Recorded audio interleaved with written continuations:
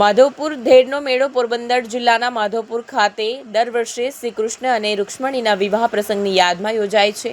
આ વર્ષે તારીખ 30મી માર્ચથી તારીખ 3 એપ્રિલના રોજ યોજાઈ રહ્યો છે. ભારતના ઉત્તર પૂર્વીય રાજ્યો અને પશ્ચિમ ભારતના ગુજરાતની સમૃદ્ધ સંસ્કૃતિના સમન્વયના અનુબંધ ઉત્સવની આ વર્ષે અન્ય જિલ્લાના લોકો પણ જાણે તેવા આશયથી સુરતમાં પ્રથમવાર રાજ્ય સરકાર દ્વારા માધવપુરના મેળાને વધુ લોકભોગ્ય બનાવવા માટે પૂર્વ અને પશ્ચિમ ભારતની કલા, સંસ્કૃતિ અને વારસાનો અનોખા સંગમ રૂપે તારીખ 1 એપ્રિલના રોજ સાંજે 7 વાગ્યે ઇન્ડોર સ્ટેડિયમ ખાતે નોર્થ ઇસ્ટના 200 કલાકારો અને ગુજરાતના 200 મળી કુલ 400 કલાકારો સાંસ્કૃતિક કૃતિઓ રજૂ કરશે. ગુજરાત સરકારના રમતગમત યુવા સાંસ્કૃતિક વિભાગ અને પ્રવાસન વિભાગ દ્વારા પોરબંદર માધવપુર ઘેડ ખાતે જે દર વર્ષે શ્રી કૃષ્ણ અને રૂક્મિણીજીના લગ્ન પ્રસંગ જે ઉજવવા માટેનો મેળો દર વર્ષે યોજાય છે. એ જે માધવરાયજીનું મંદિર જો પોરબંદર ખાતે છે, અંદાજિત 15મી સદીમાં જે બાંધવામાં આવેલ છે અને એનું એક ખૂબ જ ઐતિહાસિક અને ધાર્મિક મહત્ત્વ છે.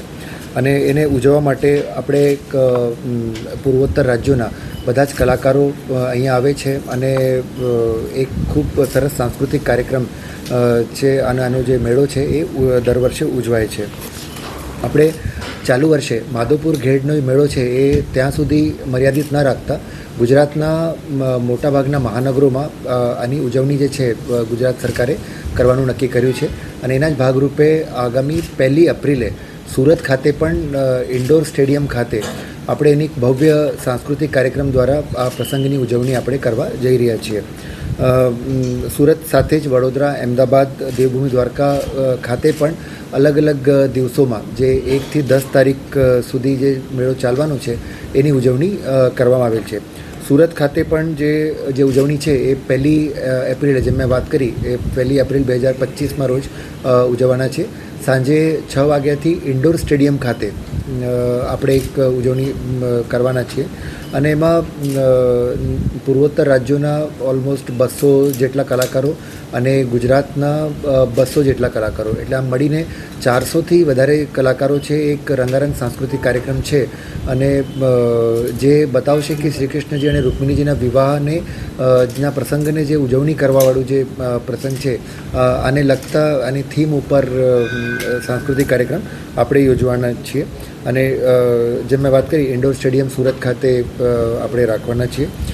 બધી વ્યવસ્થાઓ જે છે જિલ્લા વહીવટીતંત્ર, કોર્પોરેશન અને પોલીસ દ્વારા બધી વ્યવસ્થાઓ કરી લેવામાં આવેલ છે. અને આજના પ્રેસ કોન્ફરન્સ થકી બધા જ સુરત નગરજનો, ગ્રામ્ય જિલ્લાના વિસ્તારોમાં બધા જ રહેવાસીઓને અમે અપીલ કરીએ છીએ કે 1 તારીખે સાંજે 6 વાગે ત્યાં પહોંચે અને બધાને જે પ્રવેશ છે એ નિઃશુલ્ક છે.